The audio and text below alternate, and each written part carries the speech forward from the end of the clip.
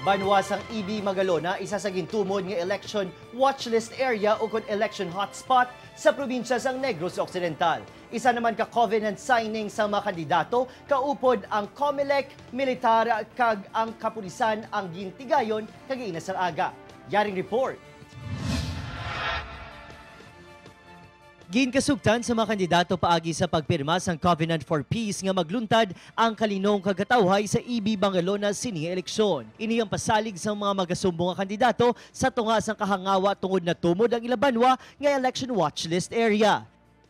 This is a clear manifestation that guns and goons are not essential components to attain victory in political exercises, but the candidate's or politician's commitment to serve his people.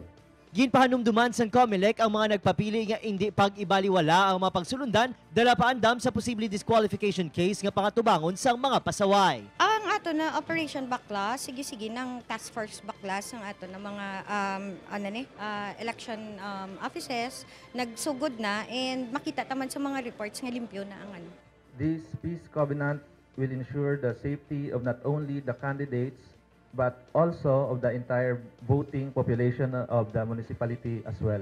Kabahin sa mga nagtambong sa covenant signing sa the incumbent Mayor Marvin Malacon kag board member Davida Patrick Lacson. Nga anay man alkalde sang EB Magalona, nagpirma man si Attorney Nemesio Lamonte, isa ka independent candidate, dala pa utwas sang iya kaugot, ilabi na sa ginapananaw nga vote buying sa Ilabanwa. Hindi kita magbakal buto. Babayaan natin ang tao kung sinong butohon. Hindi pa kita magasto. Ha?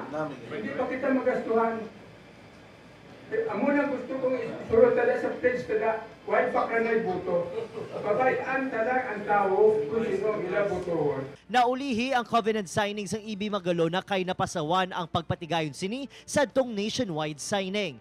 We can assure you, ang amon ni Para David is not about politics. It's about willingness to serve for the same position. This will be a good start kag sa iban siguro nga banwa mahiuman nga masunod ni nila kay dili makita na nagakoopera ta para for a peaceful election. Ulihiman pero pasalig sa magtimbang nga bahin, respetuhon ang nasaad sa Integrity Pledge. Pod si Reynald Castillo, Adrian Prietos.